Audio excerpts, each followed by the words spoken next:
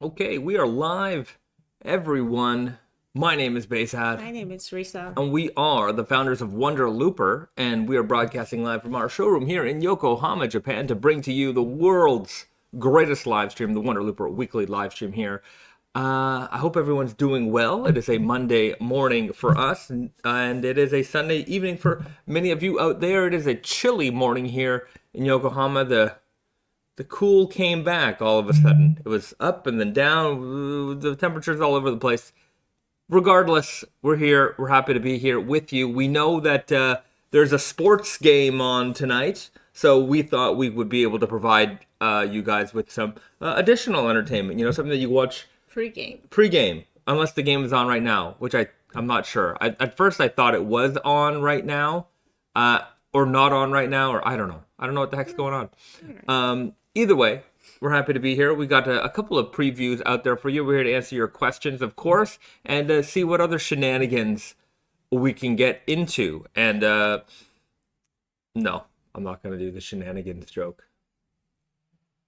Okay. All right. Well, let's check in with the crowd and see where everyone is checking in from. We've got Crown and Seven. Hello from Milwaukee, Wisconsin. Have a good show. As I'll catch up on the replay, I hear there's a competing program today here in North America called the Super Bowl. I believe that is what it is called, the Super Sports Bowl. They are competing over a large bowl, and I hope everyone wins. BD says, "Hello everyone. FoxFibre shirts FoxFibre shirts helped keep me toasty this weekend, and I hope Bayzad has his somersault routine ready for the Super Bowl halftime show. The Super Looper halftime show, perhaps. I'm going to be honest with you. I don't know much about football. Not a gigantic football guy. I learned literally last night, as I was Googling what time the Super Bowl started, what teams are playing, and that's the Seattle Seahawks and the New England Patriots. They seem to be always in that. They seem to be in that position a lot. Go team, and I hope your team wins. That's my prediction. I don't know if it's a prediction. It's my hope. Suvin Gold says, Super Bowl boot, Super Looper is where it's at. I appreciate it. That's right. But to have a warm-up in Wisconsin might be Super Looper time before long. I hope so. Well, this weekend, Japan has gotten, I think most of Japan has gotten very severe cold weather. And, when, we had snow, we had a bunch of snow in this area, which is kind of rare. And we had hail. We had some hail. There was also we were out, and there was like this flash of light. Right. There was this flash of light, and then that was the lightning. Then the thunder followed, and then as soon as the thunder followed, the house started shaking like crazy. Just a little. I mean, I thought it was. I've had the way worse, but sure. And then I'm like, what just happened? Because thunder isn't usually preceded with a house shaking, and I thought some sort of disaster might have occurred. Right. Yeah. It wasn't like a earthquake shake, but it was just like kind of rumbled. Yeah. Like, something was gonna come out of the ground. Yeah. I was looking outside. I'm like, there's no rain. What's going on? This isn't lightning. Anyhow, turned out to be lightning. Just freaking out. The world is crazy these days. You never know. All right. Anyhow, that's my paranoia for you. We've got Pastor B checking in from the T.O on hopefully the coldest weekend of the year, the double heavyweight dream team of the long sleeve tee and crew neck, keeping me nice and warm though. Well, I'm glad to hear it. Stay warm out there. Yeah, it's cold out there. It's cold, seemingly cold everywhere. Hopefully the last of it is pretty soon. Shang Styles checking in from Shidoni, Australia. It's probably not so cold out there right now. Mm-hmm. Although I think the seasons for you guys are starting to change as well. Yeah, you're seeing the last of the summer. That's it. Okay, Shane Style says he's looking forward to more Bezad rants. Well, you know how to get me on rant mode. You just gotta ask me some of those touchy questions, and maybe we'll get there. Nicholas V is checking in. Burr, cold out there today? Yes, sir. Here in Japan. And Solvents, hello from Scotland. Gotta go sleep, but I will catch up in the morning. Enjoy the Super Bowl. Thank you very much. And we've got Pamf checking in from the Ukraine. Well, good. I don't know why I always say it, the Ukraine. It's just Ukraine. Right? Checking in from Ukraine. I don't know. There's no the. It's not like the Netherlands. Yeah, and why is that though? Like, why is the Netherlands have the and and Ukraine doesn't, even though we all say the Ukraine. Don't we all do that? I don't know. I don't know. I really constantly do don't it. understand the concept of that so much. Like, I still have struggles with it. What can I say? Well, Michael Williams is checking in from the Chicago area. Good to see you. Finding folks, so many people from the U.S. Midwest. Poggers. I'm not sure what poggers are. Perhaps they were playing Pog. Pog. It's back. The term that describes Midwestern people. Well, I want to know. Let us know your local vernaculars. And JG Paolo 84. My ELST is great for these cold days. Thick and fluffy. One of my favorite t-shirts. Well, I'm glad you're enjoying it. Am I wearing one today? I think I am. Yes, I am. They are very fluffy, which is what I liked about them as well. I sometimes I just grab for whatever tea is there, and it's whatever's on the top of the pile usually, and I just work my way through the rotation. Yeah.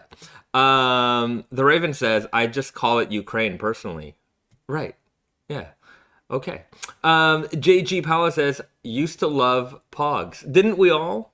I think we all loved Pogs. Risa didn't love Pogs because you never played Pogs in school.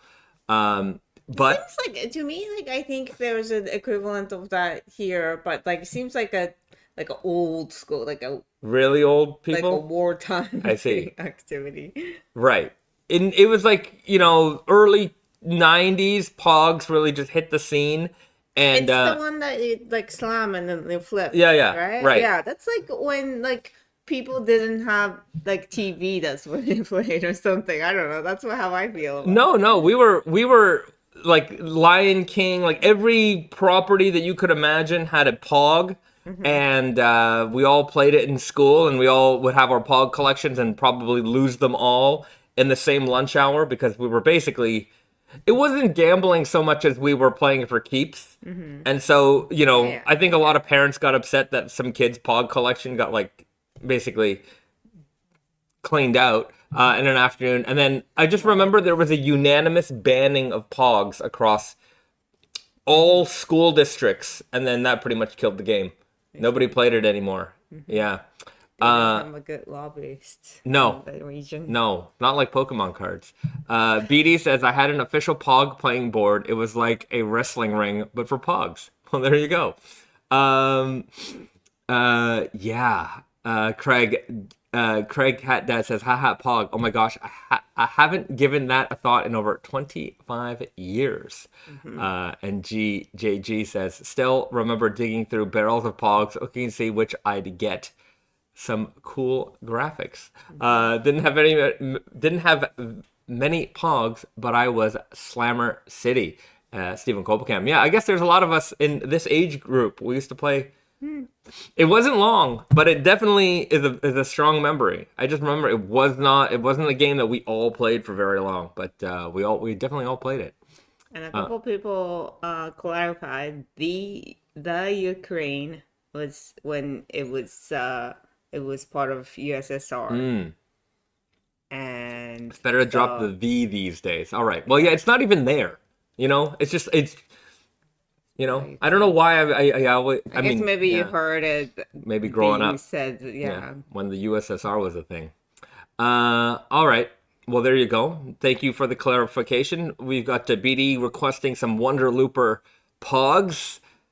He's not sure. He's not sure. Maybe, you know what? They somebody's got to make him come back. If they could revive all these old TV shows and movies and all kinds of properties that I would say that a lot of people don't actually care about.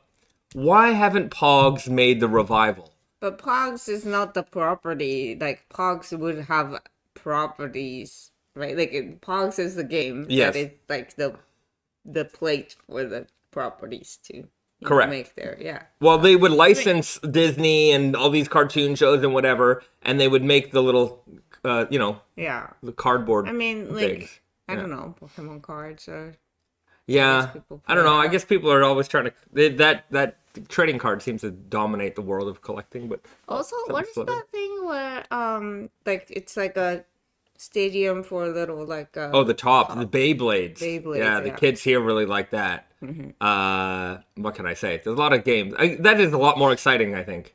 it seems Yeah. that way. I don't know. I haven't partaken in these things in a long time.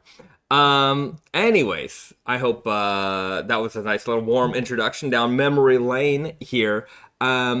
So, just a couple of things going on here in Wonder Looper Land. If you checked out the latest video, then you already know, and here's what we'll do. We'll give you a little preview yourselves, that the Wonder Looper website has been updated. So you can see a lot of the new products already on the website. So Wonder Looper, Suvin Gold Tsuriami t-shirts, those are on the website right now. You can check them out, all the different colors. You can see obviously the product photos, and then we have the measurement guide. So as we prepare to release these, you can check this out yourself. Make sure to cross-reference the measurement guide yourself. I would say that don't just assume.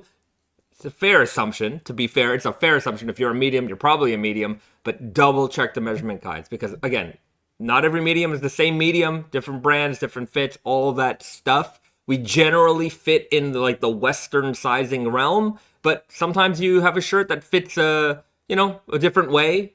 And so it's always best to cross-reference, just measure the t-shirt that you own, that you're wearing right now, that you like the fit of, or maybe you want something that fits loose. You got a loose t-shirt at home, measure that loose t-shirt, see how that fits, and then compare it to the size chart to see where that would, lock you in terms of sizing. So just follow these. I also always want to follow up with the idea that measurement is one thing, but you also have to kind of the fabric itself has its own Properties. yeah And feel. and so this one is relatively lighter weight. It drapes nicely, and keep that in mind when you're picking the size.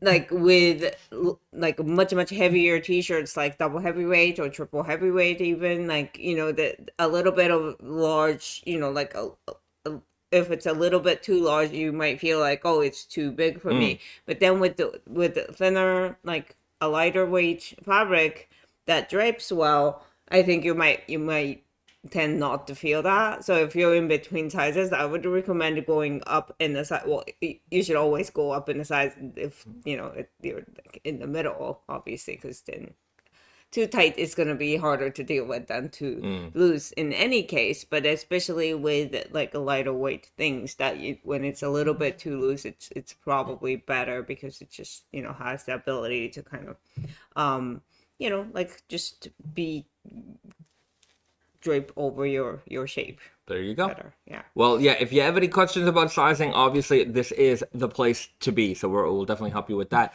But you can also just explore through the website right now. You can see the new Super Looper French Terry. You can see that's there. And then obviously we have all the new colors posted. Everything says coming soon. Everything says coming soon because they are still coming soon. That said, I think we're getting a delivery this week of pullover hoodies.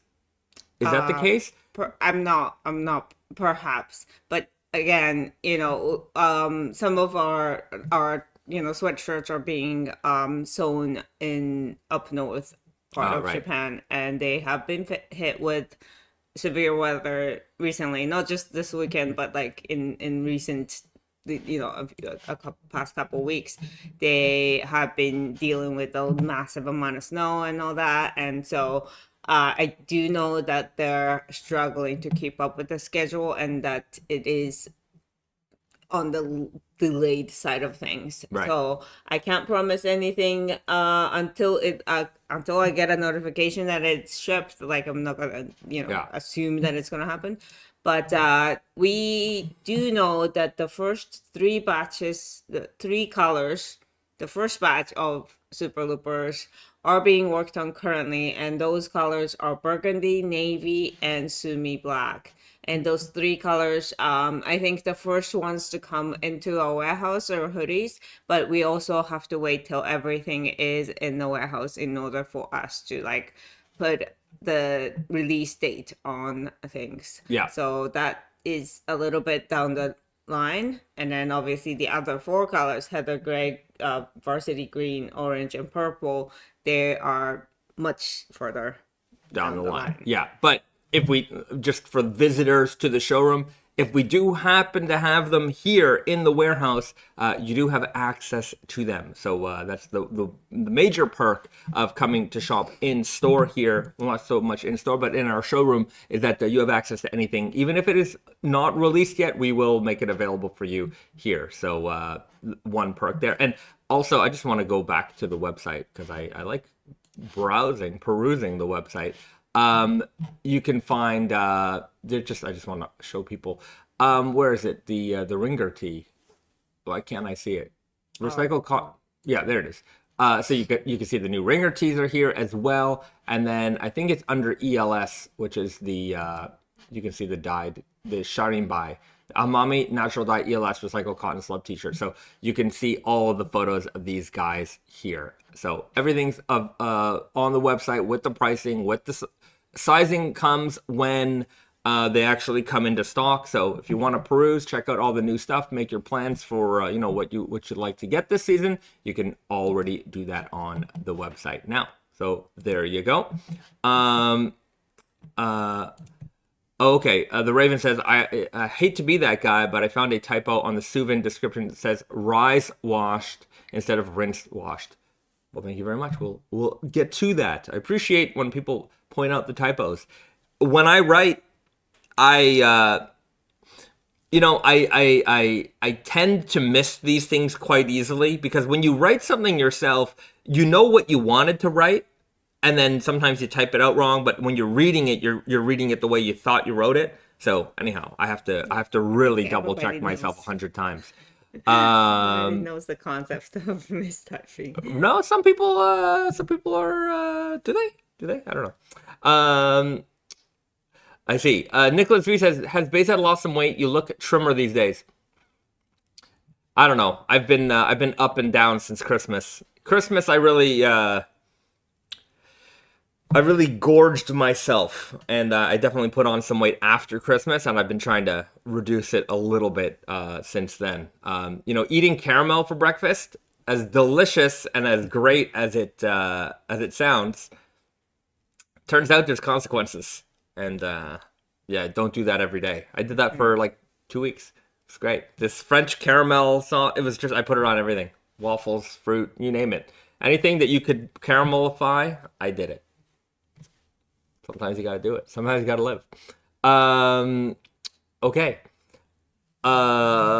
This is a good question. This is a very good question.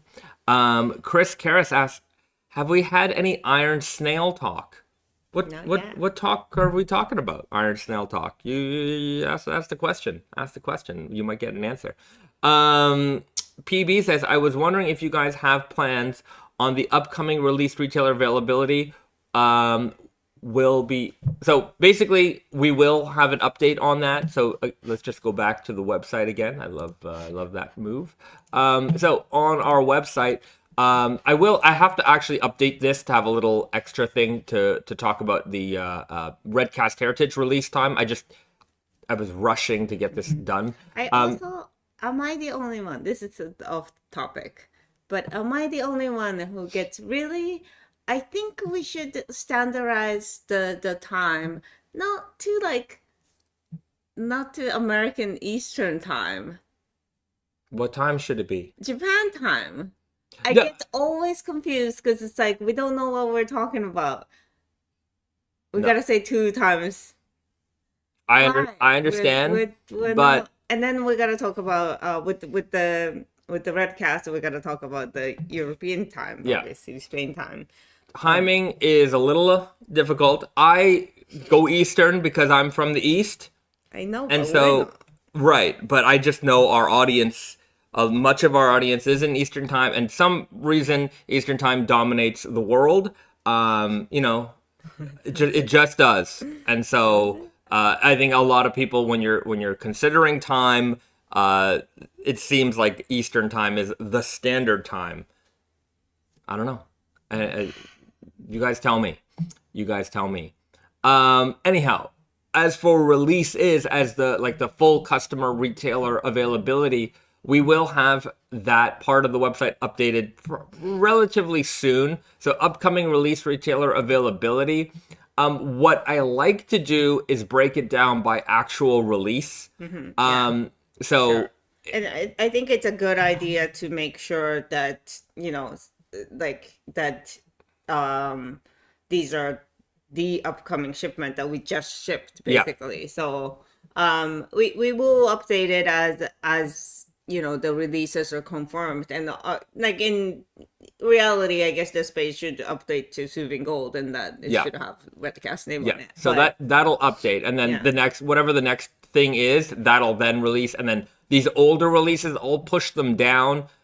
I'm gonna be real. I don't know how I think we should get rid of the fall. Right. I don't need to have these forever, right? It's just at some point, what's the point of keeping release I think breakdowns for Yeah, I think it's time. It's been up there for months now, so I think it's time to move on from this. But in the spring releases, it's not gonna have all of the new ones already lined up. It'll just be what is the newest thing coming out. Yeah. If you're interested, anyhow, that'll probably be updated today. But as we make new releases, there'll be usually a second button here on the website, and then if you can't find that button, upcoming release retailer availability, it'll be right at the bottom here on the website, so you can always find it there. Mm-hmm. Okay. Some reaction to our time question. UTC or Zulu time? What is Zulu time? I don't know. Nobody knows. See? Yukon Salvage knows. UTC is, I guess, but I also am annoyed that everybody just I guess in digital world everything is based off of UTC, but that I'm also annoyed with. See? I like Japan time because we don't change the time, and we're here. We're in Japan. I'll put both. Okay. Nicholas says, the U.S. constantly changing the time twice a year is a pain. It's true. There's no question about it. But and it's not the same time as Europe changes time sometimes, right? It's not the same dates that they change the time. So for European people who are translating the times, it's wait, did it have to, But they're just gonna ask Google. Google's gonna give me the answer now. You gotta Google it. I know that's hard. To be fair, I know it's really hard because I get a lot of customer service questions that can usually be easily Googled, and I'm just gonna throw it out there. This triggered Rant Bay's ad, and I'm not blaming a generation, but I am going to kind of blame a generation without naming them. Because this does cross over to a lot of people as well. But I tend to find that a lot of people think that by just simply asking the question to somebody else, that constitutes research. Mm-hmm. And, this has happened a lot over the years that, I'll get a student or someone who's interested in something, and they're interested in something, but their form of research is asking me to write them an essay on whatever topic it is that they're interested in. And I'm just did you, I know that Googling it, I hate being the guy to say, just Google it, right? Mm-hmm. But did you at least try that? Mm-hmm. Did you try where you were I don't want to, there's a lot of words I gotta dig through here. It's just better if I ask somebody else to do it for me. And I think, to be fair, depending on what what you're trying to, find out, Google doesn't always give you the best answer. I understand that. And when you're like being, like careful about, like, if you're writing an article about something, like, asking an industry professional something versus like asking, ChatGPT about surface level things, there is a difference. And you can, like, with industry professional, you can just like quote that person and whatever. There is a huge difference. I understand that, but it's like, if it's a level of like, oh, like, just like a random question that pops up in the head, like, it's not like, we're not your like mom. Yeah. It's just like, you can't. Right. It's like a child asking like, oh, what. It is a little odd sometimes, and sometimes I'm just gonna say it. Okay. Here, I'm gonna get juicy. So, there's the edutainment aspect of menswear, or just fashion in general, that is online, right? Somebody wants to teach you about something, and I think there are a couple guys out there who are the gold standard of this, and then there's people who, they want to be influencers, and then they look to people like the Iron Snail, and they're like, let me just emulate that guy. But the difference is, in the emulation, they're just like, oh man, that guy did a whole lot of research and he talks about stuff like with, a level of understanding. Let me just skip that part. Let me just skip that part and just read off of what ChatGPT says. And it drives me crazy, because these people, they do have a large audience, and they just repeat ChatGPT stuff, which is often just stuff that was scoured off of message boards, which is used often a lot of, how can I say, wrong information. Yes, and like then you the old contribute rumors to that ChatGPT learning that to be the truth again, because you're regurgitating what, it is a very vicious cycle of bad facts. Yeah, I watched the denim, I'm not going to say the creator, and they have a lot of followers, and they made a video, and the video was to promote some AI thing, and they were talking about denim, and they're like, I got interested in raw denim recently. I'm like, yeah, I know, because it's trendy. I get it. It's not, here's all the facts about raw denim. I'm like, and literally every point was wrong, just wrong. And I'm like, I'm watching this. I'm like, I can't let this stand, because not that I'm trying to put you on blast. I just want to correct the record, right? The record needs to be corrected, because otherwise bad information gets out there, and then bad information is going to permeate, and people are just going to keep repeating bad information, and it's bad for everyone. So get the good information out there. And so I left like this long thing, and obviously there was no reply or response or fix. It doesn't matter, because the point of the video was to promote whatever sponsored post that it was. They got the money for that already. They got paid for it. They got the views. That's all that matters. The information, what's contained in that video, makes no difference whether it's real or fake. It doesn't matter. You got the views. You got paid. Game over. Job is done. And it drives me nuts. I know that other people in my business also see other creators doing this, and drives us all nuts. Drives us crazy. And I get it. Like, I don't, like, everyone wants to appear to be smart. Obviously, everyone wants to appear to be smart, but it's like, it's okay if you just like fashion and you like it, and you don't have to be the professor of fashion. You've been doing this for a couple years, and you like t-shirts and jeans and, sneakers or whatever it is. That's perfectly fine to be that guy, right? You could be the basketball player and not be the coach, right? The coach can't play as good as the player. The player can't coach as good as the player can't coach as good as the coach. So we got positions, and we can be really good at our positions, but yeah, it drives me cray cray when that happens, and it's a death spiral, because the bad information just fuels itself. Yeah, bad information fuels itself, especially right now with all the AI things. But I also feel like in general, like there's people who like, you know, try and figure things out themselves first before they reach for help, like they reach somebody for help, and people who just go straight to help. And I don't know if it's a personality thing, but it does drive me crazy when people just don't try and figure, like, at least try. Okay, maybe you can't do it, and maybe you need to ask anyways, and maybe asking is a better solution for that situation. I don't know, but at least try. Yeah, just try. Yeah. Vamik says, AI doesn't only regurgitate, it also makes up new things if it thinks you want to hear them. So even if you look for the actual source, there isn't one because it just lied to you. Yeah, does it all the time with code or technical information, and I catch my colleagues just taking it as fact. Yeah, it's a bit of a problem. Yeah. It's a bit of a problem. Now, I don't think that it's fixable. I'm just going to throw that out there because...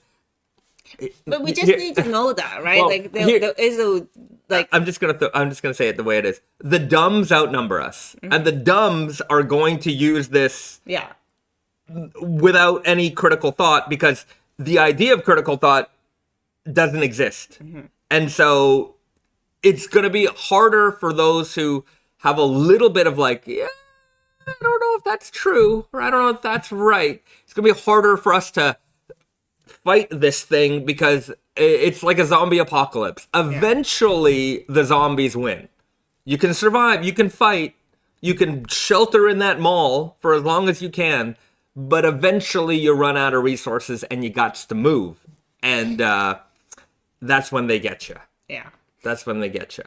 I do think, though, like, the thing about, like, our industry is that, like, a lot of things other than, like, just repeated, like, information that's kind of like, you Google it, you find out kind of situation.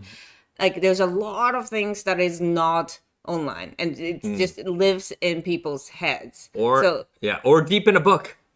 Yeah, but even that, like, a lot of the times what I find with textile industry is that, like, there is a very little scholarly approach to this, kind of things. Like, there are books and there are resources that's, that like people who look at things academically would, put into words and put it out there, sure. But it's very small number, and it's mostly just like, especially with like, dealing with fabrics and, like, spinning and all that, like the process before it becomes something that like a lot of people, pay attention to. It's just like lives in people's heads, and like it's kind of like if you work in the industry, like maybe you have you ask somebody, and somebody's like, okay, and like they're not very good at explaining because that's not their job. Like their job is to know and use that knowledge to applications.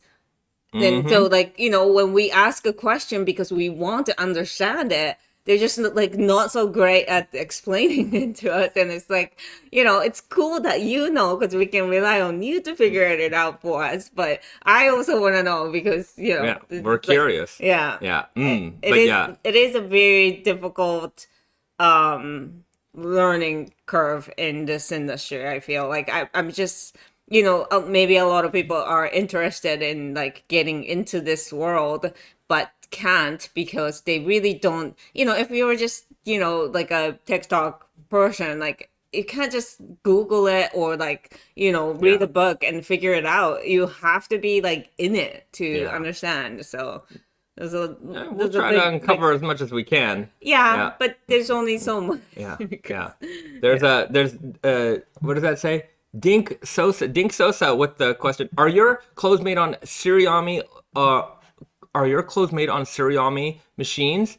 Well, if you go on our website here, I'll give you here's a little tip on how to know if something that we make is Tsuriami or not. We just say it. So like FoxFibre, So if it is Ultimate Pima Tsuriami, triple heavyweight Tsuriami, Suvin Gold Tsuriami. To be fair, Super Looper doesn't say Tsuriami, but it'll be in the product description somewhere. So I'm sure it's in here. Craft on Yokohama legendary Tsuriami knitting machines. So if you see the word Tsuriami, it's Tsuriami. If it's not, it's made on a sinker machine. And so a lot of people, they assume that, sinker machines are more modern machines. Sometimes there's machines in between. There are machines that happened in between. Or like these, super modern. It's just the technology is more modern than the older machines are, but some of the ones that we're using are still 60, 70 years old. Like they've been around for a long time. It's very vintage at this point. Yeah. But on top of that, it's all circular knitting machines. Yes. It's rare to find sweatshirts or t-shirts that are knit on flatbed machines. Machines. It's very rare, actually. All of it is circular knitting. Right. Yeah, so some people don't, they get that very confused. They think that tube knit is loop wheel, and tube knit is just the standard form of knitting. It's just like weaving is flat. Knitting is round. So although, there are flat knitters, knitting, but that is generally for sweaters and things like that. Yeah. So not like sweatshirts or t-shirts, like the type of cut and sew products are usually knit on a circular knitting machine. Right. So it's also not a sign that just because there's a side seam, we get the question a lot. Why are there side seams if your shirts are Tsuriami? This comes, I think this really comes from the idea of salvage, where you have a point of reference, you can point to it and say, this is salvage, this is not salvage, with jeans very, very easily. Whereas with there is no sign that you can point without just microscoping it that things are Tsuriami or not. Yeah. Even with microscope, I don't think there's a thing that you can point to. So I think it's harder for for consumers to kind of, I don't know, learn on. Yeah. And I would say it's much more of a use again. It's not like one is always better than the other. But if you think that you want Tsuriami knit things, you really have to put the trust in the brand to be telling you. Well, I don't think anyone who would use the word Tsuriami. There are other terms out there. I'm not going to say them, but we say Tsuriami because it's a very specific term. We're using those old machines, so we're very, when we use it, we use it. And Steven says Tsuriami machines are hard to come by. Is a production slot on non-Tsuriami machines substantially easier to come by? Because personally, I don't need loop wheel. I just need great quality construction. Right. Tsuriami machines are very, getting your production slot in those machines is very difficult. The capacity is very full, very full. There's no room in, when we plan these fabrics out, they're very, very, very much in advance. So it's not like you can just throw in some production. While they do offer, the mills will offer something called running fabrics, so fabrics that they're consistently making, or they make for a bunch of different brands, and they're using the same material. Of course, just because you're using the same material doesn't mean that the t-shirts are equivalent. One company might rinse wash them, one company might make them in one fit or a different fit. So everybody puts their own little flavor on it as well. As for using other machines, it is a little bit easier to get your production in on them. But then again, it also depends on the mills that you're working with. Some mills are, in my opinion, better than other mills and make better fabric. And if you want to use the fabric that comes from the best mills using the yarns that come from the best yarn suppliers, that's when things, can sometimes get a little bit tricky, because if you're using custom yarns on machines that are tied up because they make the best fabric, it all sort of builds to more and more slowdowns in the production line there. Yeah. So And a lot of the times, like, depending on what we're making, like, we'll make the decision whether, like, we want to pursue it being knit on Tsuriami machine or not. Because, again, like, it comes with a unique set of difficulties. And if we don't get the benefit of using a Tsuriami machine to knit it, then like what's the point, right? Like you're just making it more difficult for no reason at all, for no actual difference in the end product.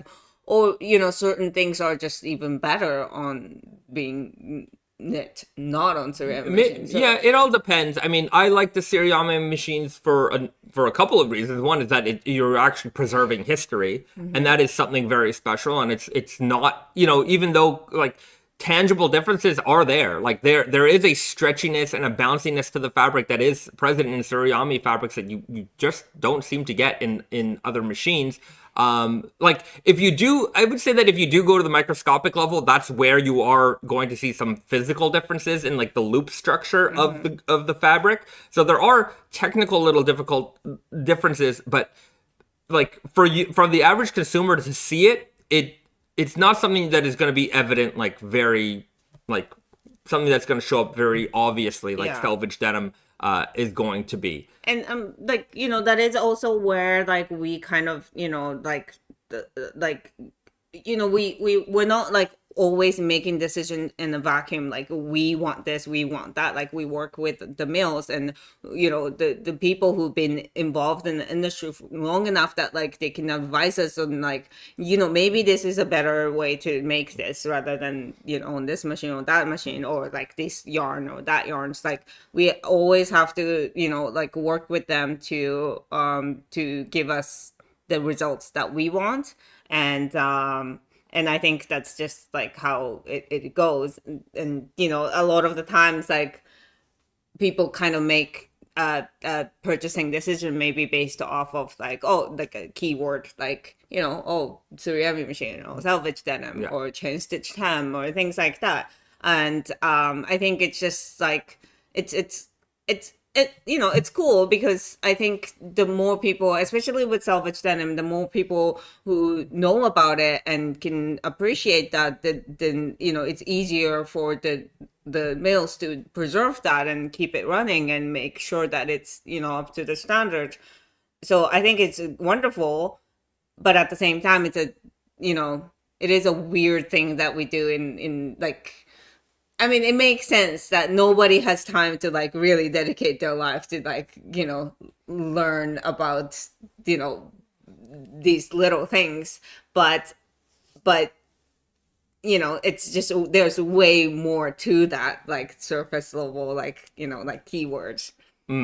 Right. I mean, the keyword thing is another thing that sort of drives me a little crazy because, while our little niche realm of enthusiasts, there are certain details and things that we like, that we enjoy, and they're like, usually they're pretty intangible things, like why do we appreciate the fact that this t-shirt is way harder to make, right? It's way harder to make. The productions are slow. Everything about it is a pain. They make a very, very nice quality t-shirt at a tremendous cost, over, making it a different way. Why do we like that? Why do we prefer that?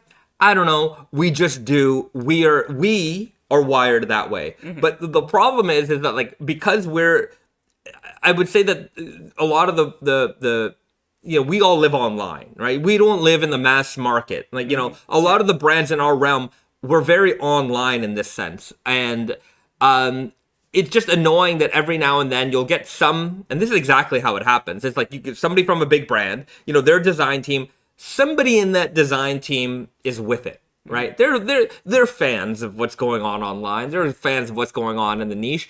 And they're like, yeah, we need to incorporate this a little bit more in our company to try and reach these people. And it's just like, you're never going to reach these people, okay? We're not interested in like your version of it because it's gonna, by the time it makes it to the production, it's been so watered down that it doesn't matter. But then their marketing is going to be like, oh, this is the stuff that all the nerds really like, look, it's raw denim. It's look at this. And then the raw denim that we have, we rinse washed it and we did this to it and that to it. And it's just like, we made it super uniform and flat and basic. And we're just like, oh, look at this. It's a circular knit t-shirt pack. Like, it's just like, yeah, we're not buying it because of that. We aren't, but they might be able to fool some people into thinking, oh, this is what the nerds like. And they right? might be able to fool a lot of people. Yeah, right. They have a bigger, issue, they definitely can fool a lot of, but look. Not fooling,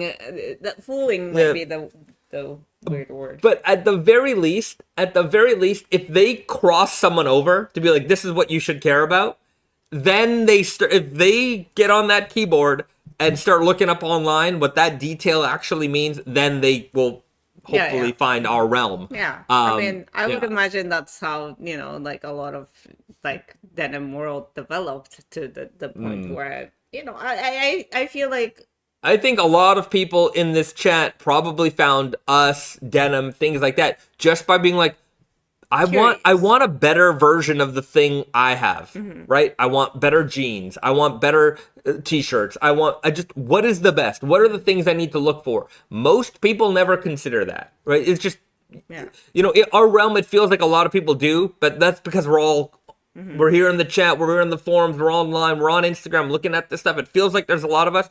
We are not. There isn't a lot of us. Like, if you think about it, like how many people in your daily life do you come across who have a similar affinity for, right, Tsuriami knit t-shirts or, extra long staple cotton tees or raw denim? Probably not a lot. But I'm glad that we could all find each other here online and, build some interesting things and keep sort of the heritage alive. These old traditional things that, again, they don't always make sense, but to us, they make sense.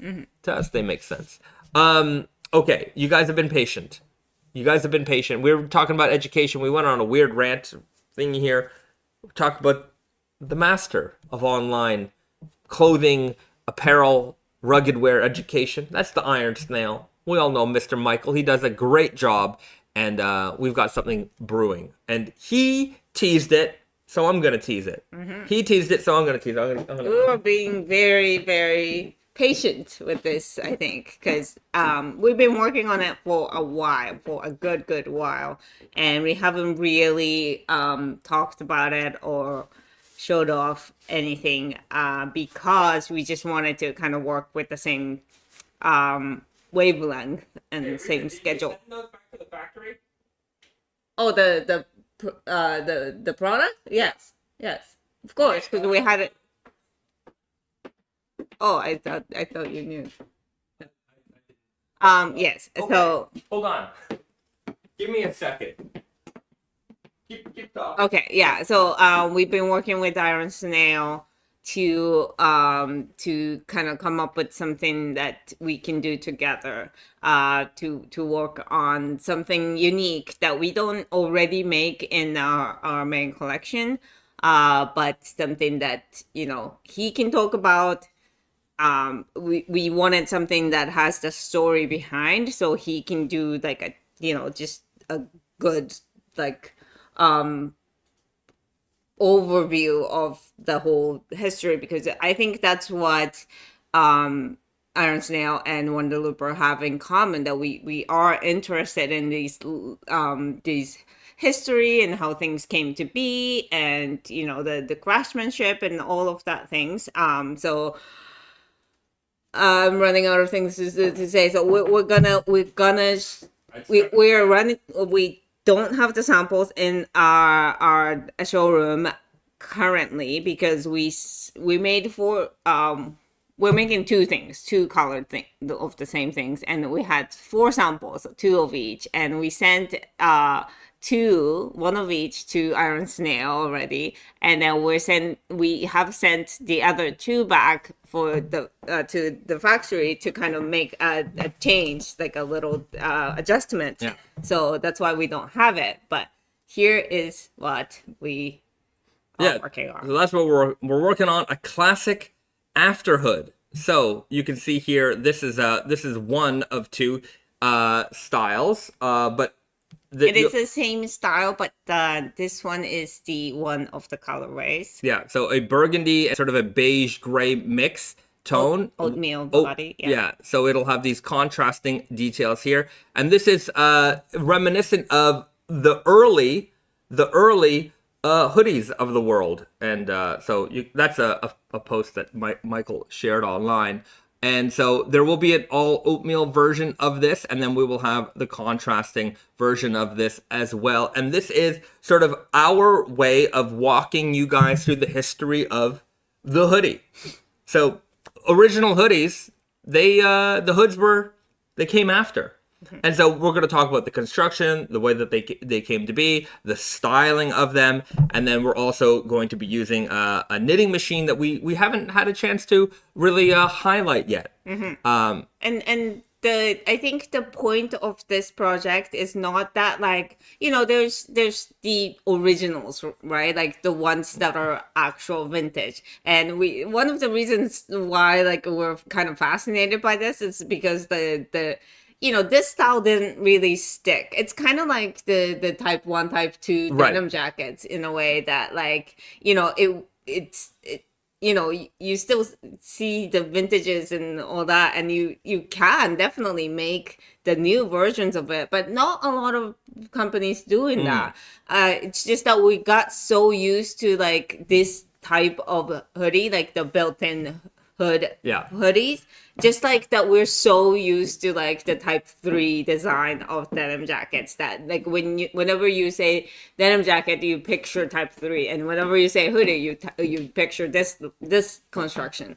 So I think that's the reason why we don't see it as much, but that's also kind of the reason why we're excited about making them. So this is actually the first prototype of that sweatshirt. We changed some of the details a little bit, but you can see that and we're not making a black, probably not for a while, but anyway, we were just sampling, and you can see that the collar of a classic crew neck is still visible. And of course, on most hoodies today, you do not see a collar. You have a hood that is built into the collar, and so when they were first making hoodies, they would take a crew neck sweatshirt and add the hood on afterwards. And there were a couple of different methods in terms of attaching the hood. This is the first prototype that we did where the hood is sewn down all around. But with the after hood that we went with a little bit more of a classic design because I kind of like the flaps. You'll see them here. You'll notice here that the hood isn't completely stitched down, so there is this little extra bit in the front. So we'll talk about that as well. But this is something that we're working on. We're hoping to have this out for the fall. So we're working on that. And another thing I kind of wanted to mention that I kind of lost train of thought was that, like, we're not trying to make the vintage style. So like, you know, there's a thing in you know, I think a lot of Japanese brands sometimes try to do the vintage style, like repro vintage. Like they make it as close to how it was made, you know, whenever, you know, back in the days, that it is kind of like, you know, it's, I hate to say this, but sometimes, like, the old school, like, things are not as high quality because they didn't have the technology. That's fair, right? So there's the effort to make it, and there's also the technology that we kind of that develops. Like, so, you know, modern things, I think that the quality of things in general, the minimal level has raised. I think it's a good thing that in general we can get higher quality things cheaper, higher quality materials cheaper, and that's wonderful. But then I think in the process we kind of lost, like, the art of, like, the craftsmanship and stuff like that. So I think what we're trying to do here is kind of have the best of the both worlds, where, like, you know, we're not making it in the same kind of fabric as might have been used back then, right? But we are using a vintage construction, right? Yeah, and vintage machines to knit the fabrics, but then a little bit chunkier, you Yeah. know, like the old, like real vintage pieces that we see in Afterhood. Yeah. They're paper thin. Yeah, they're not so heavy. So this Yeah. one is a little bit of a beefier fabric, and we'll get into the machines a little bit later. I just we got a lot of storytelling to tell, but it is going to be sort of a heavy fleece and very puffy, so very, very comfortable. Yeah. And so I would say that, you know, this isn't we were not aiming for a perfect repro, Yeah. but we do want to jam pack a lot of history into this one and make something that feels very, I'm going to say, nostalgic. Like a puffy, soft sweatshirt is something that you know, we all think of like, oh, that cozy old sweatshirt that we have. That's what we're going for with this one. So this is going to be coming, and the two colors that are planned are the oatmeal and the contrasting one. And that'll be the first edition of the Iron Snail Wonder Looper Iron Snail collaboration. Just taking in a lot of history, the history of the sweatshirt. And so we will have the two colors and maybe some other special edition one. We're still talking about it with Michael. He teased it the other day. I just sent him the samples because anyway, I just sent him the samples the other day. He just got them. So I'm sure you'll see him do a few more posts on that one. And it'll be a little capsule collection for us. Just you know, if you know the history of Michael and us, you know, we go back quite a while together. You know, we've been friends. I think it's been a couple of years, many years. I'm just trying to think. I met him mostly online. I met him as a fan, and then we just connected and just sort of really got, you know, we got close. And we met him. He came up to Montreal. We saw him in New York. So anyhow, we were featured in a couple of his videos, and we helped him sort of helped guide him in some ways with his own clothing and production endeavors. So we've connected a lot, and it was about time. A lot of people asked us, when are you guys going to do something? And we'd always ask each other, when are we going to do something? And then the timing seemed right. And I think using the Afterhood as a you know, storytelling moment, teaching you about the history of hoodies. Really, he's a great teacher. We're good at making hoodies. Put it together, boom, we could tell the history of some hoodies in a great product. And we never really did like a contrast colors, but like that's also another thing that you see a lot in like vintage sweatshirts, right? Like they play with colors of the rib fabric and the main fabric. Like we're so used to having like, you know, the rib matching the main fabric, but it's a completely separate fabric, so might as well play with that like color scheme. And you know, just I am very excited that this is gonna, you know, be a its own thing. You know, it's very separate from what we're doing and you know, the rest of it, but I think it's very strong. Yeah, I think it'll be very strong. And of course, if it's popular, maybe we'll see where it goes. We're just like already kind of fantasy booking like the colorways that we can do, especially in the two-tone thing. Yeah, the two-tone thing is like, the thing is like, you go out in the world, you never see people wearing two-tone sweatshirts, but then you see it and you're like, that's a nice sweatshirt. And like, I like them. But they're very vintage. And you know, how many very vintage guys are there out there? Probably not a lot, but in our little realm, probably enough. Yeah. So we can support that kind of production. Right. Yeah. And that's also why we do like solid colors and then two-tone, because two-tone, again, is not for everybody. Yeah. But we also wanted to have the same concept in like a little bit more, you know, regular looking sweatshirt, I guess. More conventional looking style. So we'll have that, more updates coming, but the idea is to have that for the fall. So if the fall is sweatshirt season, we're going to have a lot of sweatshirts this fall, and hopefully we'll have some more sweatshirt updates soon. Oh, you know what? We do have a little bit of a sweatshirt update. Another one. So this guy.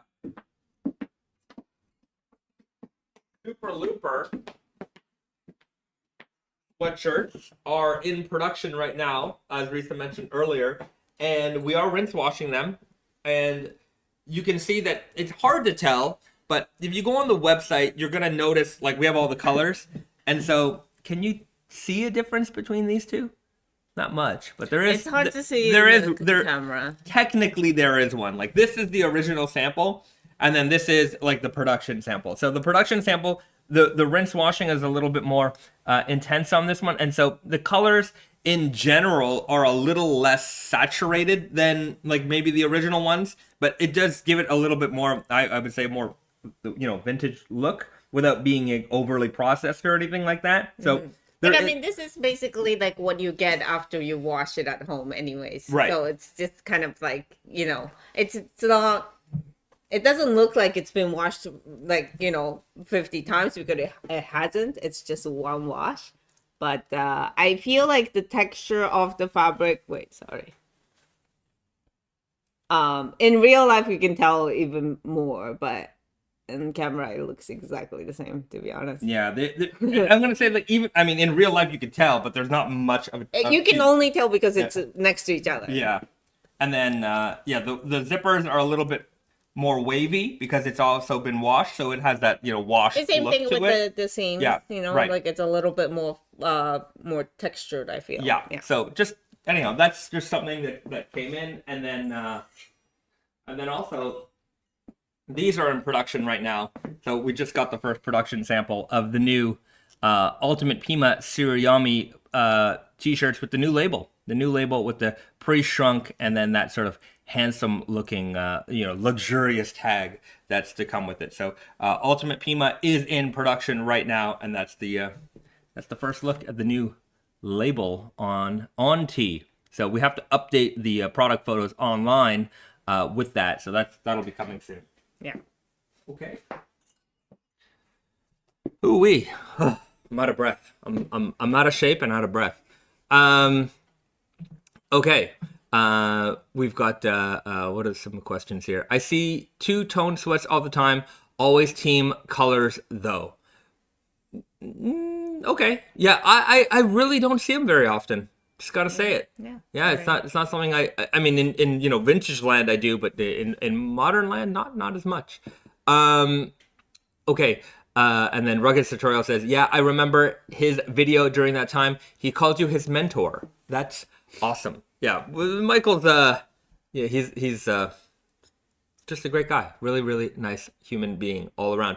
Everybody in this space that I've met, just great people. Just tremendously wonderful people.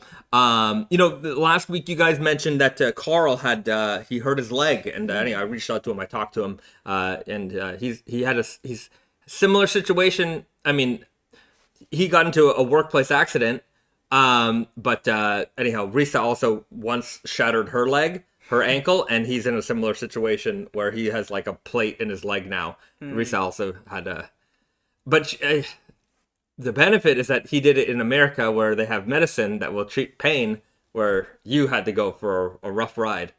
Yeah. Yeah. Oh, that's when I learned that like Japanese like pain medicine, it's just like it was not helping at all. And I'm gonna say that I have pretty high tolerance for pain, but the amounts that I was in pain, and also just like oh my god, I don't want to be too graphic, but things that I had to go through, like not in surgery. Surgery I was out, but like outside of surgery, it was just rough. It was rough. Yeah, she was perfectly conscious for a lot of things that a lot of painful stuff. I still nightmares. Right. I'm hoping for a fast recovery. I think the only thing that I can say is that, like, the rehabilitation, I think, is important. That's what I regret a lot of, that I didn't really, I was like too busy for going to, the rehabilitation things, and I regret that. You just said no. They try to send you to rehab. Yeah. But I said no. You said no. Look how well that turned out. There you go. Okay. Stephen Kopelkamp says, did you ever get the fall winter 26 color swatches yet? Okay, so that's a good question, because I have a swatch that I want to show off. Okay. So one of my favorite things that we ever created was cotton cashmere. honeycomb henley, and we're adding a new color to it. It is more like I feel like this was a color that we should have started with, kind of like it's very basic, but we got the heather gray new color in the family of honeycomb, cotton cashmere honeycomb. So this guy right here. Yeah, But so we we have the khaki, we have the semi-black, and we have the crew, and now a classic heather gray. So I'm very excited about that. So that's one of the new color swatches that we're adding to fall winter 26. I believe we did show off the burgundy double heavyweight. Yeah, I'll get it anyways. Might as well. I think that we now have the oatmeal as well. If you can find it. Yeah. So the two new colors of the double heavyweight French terry in the fall is the burgundy. Yeah. And then oatmeal. So we'll have burgundy boy. Wow, that looks very purple in here. Right, it does. It looks a little too saturated on the camera here, but anyhow, you guys get the idea. Burgundy's been a popular option. You know, we have it in the Super Looper. I think it's going to look good in that after hood, and then we'll have just the classic double heavyweight version of it as well. Yeah, in the sweatshirt world, I guess, burgundy is just as classic as navy. So right, yeah. So that'll be there, and then there's a new oatmeal. Did I not? Oh wait, hold on. This guy. So a crew is getting replaced with oatmeal. So this is, again, similar to that after hood that we're doing with Michael, with sort of a bit of beige and gray mixed in. I suppose this is that could be a thing, maybe. You know, maybe. I think you guys can tell, when we're into something, we're into something. We just want to make everything in that colors or that thing. Yeah. But you can wear this kind of color forever. Who knows the reference where that came from? And the same thing with this. These colors are going to be very, very easy to wear. Something very classic. And then we're also going to add in, we don't have to swatch it for it, but the green. The green is the English racing green, British racing green. That's gonna make its appearance also for fall winter 26. We did get the zipper for it, did we? We did. Yeah. We did. Hold on. Yeah. So with the green, it is, we don't have a confirmed color yet. But with the British racing green, it's going to be kind of similar to the green that we did in the past. However, I just wanted to, we wanted to kind of make it a little different. So with the zipper, we will use different colored metal in the zipper so that it would look very luxurious. So it's a brass, but it looks gold. Not shiny gold, but it does have the golden. Yeah, like a matted brass. Yeah. So it is very nice. I think it's gonna go well with the color itself. There you go. You can see that. So that's going to be coming. Of course, it comes from Waldis as well. So all metal, made in Japan, zipper, double zip. So that's on its way. So that's going to be coming soon. Yeah, so very nice hardware. I have to see if we have to maybe change to brass aglets for these. Perhaps, yeah. So anyhow, I might have to order. That would make this one, the British racing grade, very different from the rest of the double heavyweight world. Yeah. Yukon Silva says, now we need the Jaguar to match. Exactly. Yeah, so, okay, let's start the Wonder Looper. Let's get a Jaguar fund. Just joking. But the sweatshirt is going to be close enough for me. So brass zipper on that one. And then am I missing something? I feel like I'm forgetting something. I don't know. It'll come to me, I'm sure. Pastor B says, has the triple heavyweight t-shirt been confirmed to be coming back? I watched the original release video where you guys mentioned you weren't sure. No, it will. It comes back, but it at this point, in the fall. Yeah, we're just going to restock them in the fall. They're not, they're not the best selling item we have in the summertime. spring summer, it just isn't. So we'll just restock those once a year. Yeah. So like from the original time, it has come back, and then it came back last fall. Yeah. And then it's coming back next fall. Yeah. Yeah. Craig Cat Dad with the answer forever. The Sandlot. Remember The Sandlot? Great movie. I love that movie. Forever. Just anyhow, you got to watch it. We'll watch it tonight. Okay. Okay. There was a Nicholas V just talking about pain medication in Japan. Nicholas V says, the Japanese dentist always asks me to raise my hand if it hurts since the pain shots cost more. I've done fillings here where they don't do any. There's no medication.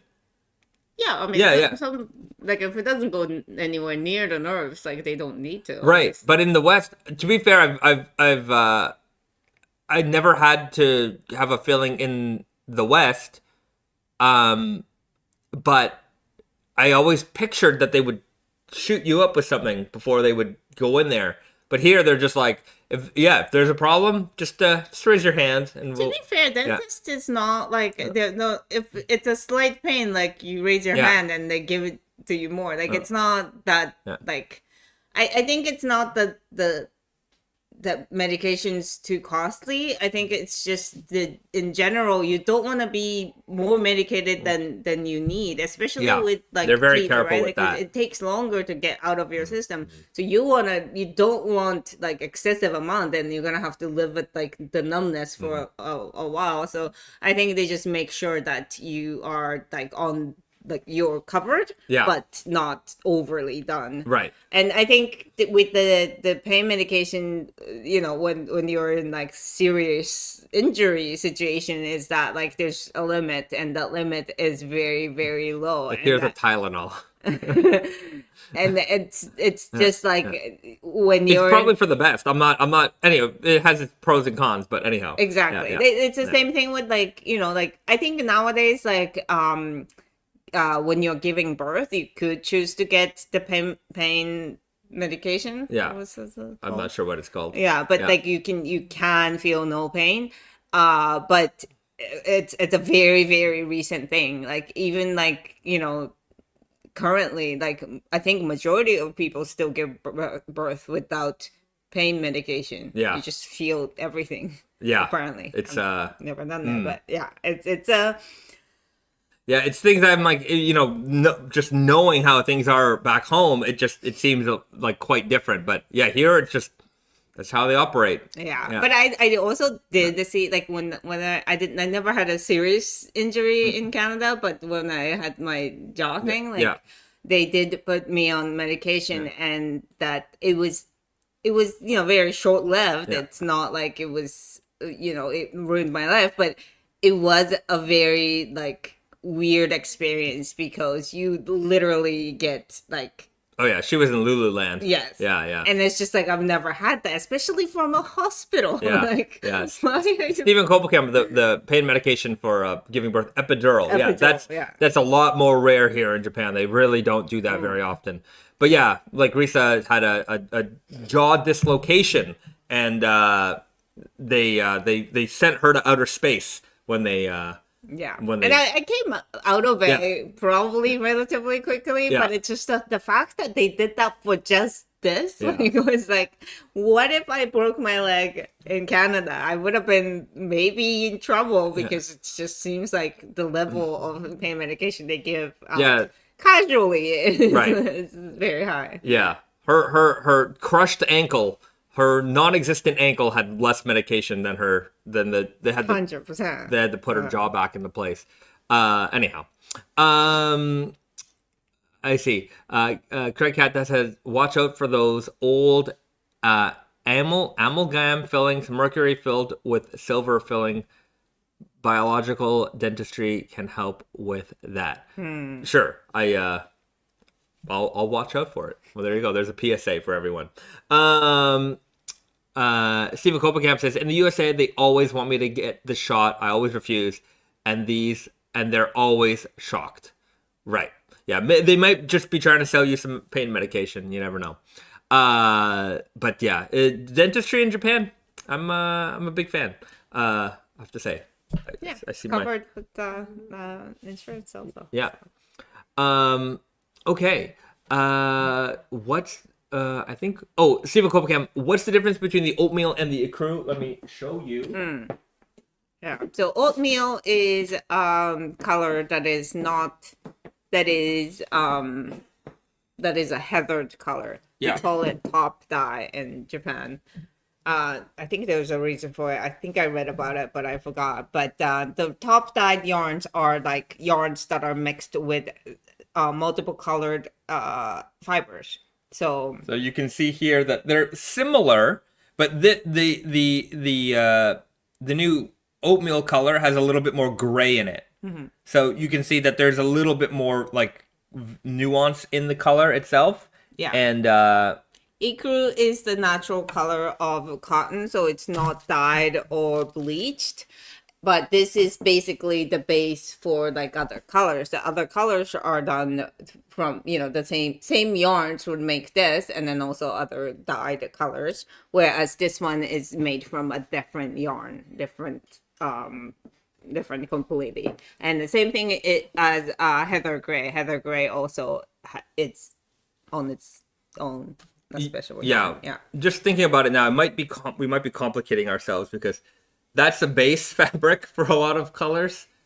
Anyhow, and we're making a different. But everything that we do in the double heavyweight French terry land now is yarn dyed. Right. So technically, it's a yarn level difference. Okay. It's just that the yarn before being dyed is the same or not. Well, there you go. Yeah. Guys, I'm gonna ask you a really important thing right now because I noticed I haven't asked. Hit the like button. Yes, please. Yeah, if you haven't hit that like button yet, right now is a great time to do it. And if you do it, I bet you your team is going to win.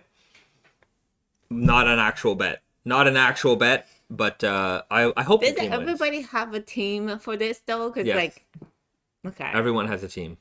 There's a lot riding on this. But like most people's team, like most people's like original team is not in it. So like, are they like, do they care? Yeah, because that team who's in it beat their team, and now if they win all the way, they feel better for their team losing because they lost to the champions, right? And if you lose to the losing team, you're like, oh, I can't believe we lost to the lose.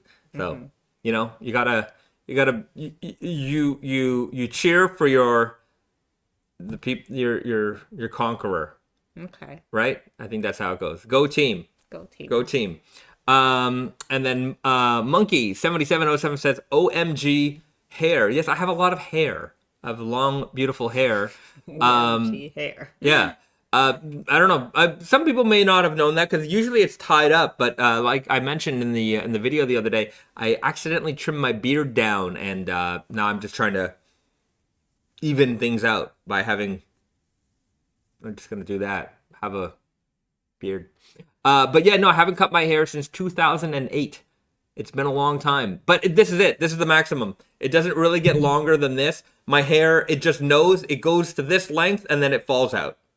It cannot grow longer than this. Every now and then I see a lady or somebody walking down the street and their hair is like down to their ankles, and I'm just like, oh, that's amazing. But like my hair cannot do it.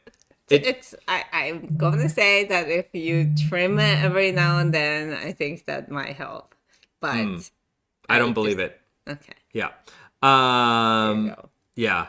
Mr. Nguyen says, thank you for having me over the HQ and for the recommendation. I went to the Red Brick Warehouse and stumbled on the strawberry event. Yeah, that's going on now at the Red Brick Warehouse. It's a strawberry season. Yeah. So there's a lot of strawberry themed things going on, and it's a lot of fun. I also think that there's still the ice skating rink at Red Brick Warehouse. That area always has something going on. I also think that now because the Chinese New Year is coming up, the Chinatown might be right, it'll be popping.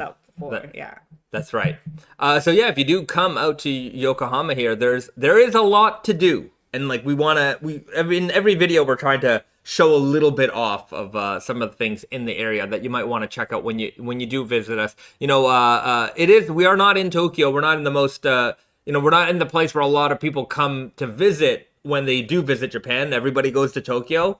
Some people go to Yokohama, but if you do decide to make the pilgrimage to come out here, which also isn't very far, like I can be in Shibuya in like 30 minutes from here. Yeah, and Like- also, there's a lot of like express trains that you can take, and also like even the local trains. It's a different city technically, but it's basically the other side of the same city. It just feels the same. And I'm saying, if you come from a big city and you know the woes of being in the car on public transit, 30 minutes doesn't get you very far, right? If you're in Mississauga, Ontario, which is just outside Toronto, trying to get to Toronto in 30 minutes, it is not going to happen. But you can get from Tokyo, central Tokyo, to Yokohama 30 minutes, especially where we are, and it's not very far. And when you do come out here, there's all kinds of stuff to do. So we're sort of in the heart of like where all the action is in Yokohama. Of course, there's a little bit more suburban parts of it as well, but we're where all the action is. And so when you come out here, you can visit us and do make a day of it. See all kinds of nice things. Odyssey Ryder says, how's the baseball in Yokohama? We have a local team. Their home base is maybe 15-minute walk away from here. Very close. Yeah, it's very close. It's called the Yokohama Bay Stars, and I'm not really into like how well things are going in baseball teams land. The Yokohama Bay Stars is not one of the most strongest teams that is consistently winning, but I think they do fine. I'm not sure. What do I know? Right. Sally just messaged me. There was I gotta show this. I think she's okay with me showing this. But a painter came and visited her farm to paint some of the FoxFibre things, and they're nicely wearing some of our sweatshirts. Nice. And I'm not sure which FoxFibre jeans those are, but they are. Yeah. So yeah, there you go. Fantastic. Thanks. Camouflaging in the field. Yeah. FoxFibre. But it's like a homecoming. You're bringing the cotton back home to its. And it's to its likely went all the way around the world. There you go. Yeah. So there you go. Thanks, Sally. Maybe you're watching this right now, but thanks for the photos. This is wonderful. Anyhow, so I guess they're a loyal. Oh wait, I think she mentioned the jeans here in the message. He's not only wearing your top, but the jeans are from Naked and Famous, and he made a scarf out of my yarns. Which was That's cool. Yeah, there you go. When he was in grad school, that you might like seeing your beautiful double heavyweight literally in the field. Yes, it looks fantastic. I'll message Sally after. Maybe you're watching right now, but there you go. Sally the goat, indeed. Nicholas says, are they doing ice skating again this year? Talking about the Red Brick Warehouse just around the corner from us. I haven't checked the calendar at the Red Brick Warehouse they've recently. had it for a long time, so I think maybe they're wrapping up soon, but they're still out there if I'm not mistaken. And they do that every year, if I'm correct. Yeah, so if you haven't booked your trip to Japan just yet, anyhow, you might miss it by the time you get here. But you might have ice skating where you're from. There's just I think ice skating is a pretty universal thing. Yeah, but lots to do in Yokohama. That's the point. So we highly encourage your visit when you come out here, and you might be able to snag something that hasn't released yet. So there's always a good chance of that. Hopefully, I'm keeping my fingers crossed those Super Loopers do show up in the warehouse. I have to say that the big problem for us right now is that because, as you guys know, we release things when the whole sort of set arrives. So like if I just get the pullover hoodies today and like the zip hoodies don't come for 2 weeks and the sweatpants a week after that and the crew necks a week after that, I gotta wait the whole time. And so we gotta hold all those boxes in here until everything comes in, and then we have to ship everything out to our retail partners, and then we can set a release date. So I got a feeling, ooh, that this warehouse is gonna be real packed. Yeah. This warehouse sure. is gonna be real packed. And it's also like we are getting restocks in double heavyweight t-shirts, ELS t-shirts, bunch of things. So I think yes, we will have a lot of things. If you're visiting us end of February, early March, there's a good chance that there will not be a lot of walking room in here. So anyhow, be prepared for that. Yeah. And we are prepared for your visit, but we are not a normal store. So I think a lot of people understand that. That's for sure. Are the ringers still next? The ringers are in production. Yeah. So we're like basically they send us the production sample when things are being made, and then we don't know if that means it's coming in 2 weeks or 3 weeks or whatever. It's just that they are coming.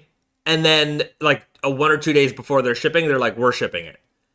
Right. Yeah. A lot of things are in motion, but especially this season because we needed to, like, we added another step of washing the garment. So that adds, the transport, get it done, coming back, finish it, Snowstorms and whatnot. Anyhow, that's causing some delays. I am very nervous about this, but, we managed fall. Yeah. And fall volume is, obviously a lot of sweatshirts, a lot of thick sweatshirts, and we managed it. So I'm thinking that we're going to be able to survive it. Yeah, but and we have Wyatt. And we got Wyatt. And anyhow, we'll record on video so you can see what the heck's going on here. Yes. Okay, guys, we're going to keep it a little bit tighter today. We know that there's the big game to watch, so we're going to let you have at it. Okay, we're gonna get our day ready. It's Monday here, so we're gonna get our day ready, and we're gonna leave it there. No snack time today, just because I didn't prepare one. It's just the honest to goodness truth. So we're gonna leave it there, everybody. If there's something we missed or there's something you'd like to know more about, I will say leave the comment in the comment section, and I will try to answer as many of those as I can. Or if it's a question that you might want to see on a video, letter time, I'm happy to do it. So maybe you can leave your questions there, and we'll field those. Make a section of the weekly vlog thing where we answer your question. So maybe we could feature it there. Okay, we'll do this one question first. A bit off topic. Any suggestions for raw selvage jeans? I was looking at one brand and another brand and another brand. Any suggestions would be greatly appreciated. It would be my first pair. First pair of raw denim jeans, I would say any of the brands that you mentioned are perfectly good. Obviously, I would say go within your budget. Don't buy something in the 12 to 14 ounce range. Yeah, don't buy anything weird. Don't buy anything like the dark indigo, 100% cotton, like classic. Yeah, get a nice classic pair. In Naked and Famous land, something like a left hand twill selvage is a good starter. That's a good price point. Also, get something that isn't going to break the bank, and it is get classic, like in a fit that's classic. Yeah, nice straight fit, right? Not don't too go wide. too Don't go wide. fashion. Don't go too skinny. Get something classic, because that is going to be the jean that is going to determine your tastes. Because you're going to wear it, you're going to learn what you like about it, you're going to learn what you don't like about it. And if you want something heavier, maybe you're going to get that. But don't jump in too fast. Don't buy 5-10 pairs of jeans right away. It happens to a lot of people. Do not do it. And wear that jean for a while. Fade it. See what the fading process is like. Really dedicate yourself to that pair. And also, if you live in the area where there is like a store that carries, some raw jeans, like go to them and try some on, and like maybe pick from their offering, because that really gives you a good, like, like after like you go through a bunch of raw denim and see what like the weight and all these like talking points that they talk about in the product description means something, then you can go online and shop for whatever you want. But I think the first pair, maybe touching it, putting it on locally, that might help actually. Yeah, keep it classic, and you will not be disappointed. And wear it, fade it, because if you're wearing raw denim, you're wearing it You might also learn that you don't care about fading. That is a high possibility. You just like the look of a nice, clean, dark pair of jeans. So that's again, when you go through the process, you're gonna learn what you like and what you don't like. Everybody's experience is gonna be a little bit different, but keep it classic. Don't go too heavy. Don't go for anything colorful or funky, and don't go for anything like ultra textured. You know, sometimes those textures look great if you have the rest of the wardrobe that matches it, but dark, clean goes with everything. So there you go. Mm-hmm. Pro tips from Denim Pros. There you goes. Okay, we're gonna leave it there, everybody. Have a great one. We'll see you guys real soon. I hope your team wins. Your team specifically, I hope they win. And we'll be back again real soon. Do something nice for yourself. And somebody else. See you again. All right, bye guys.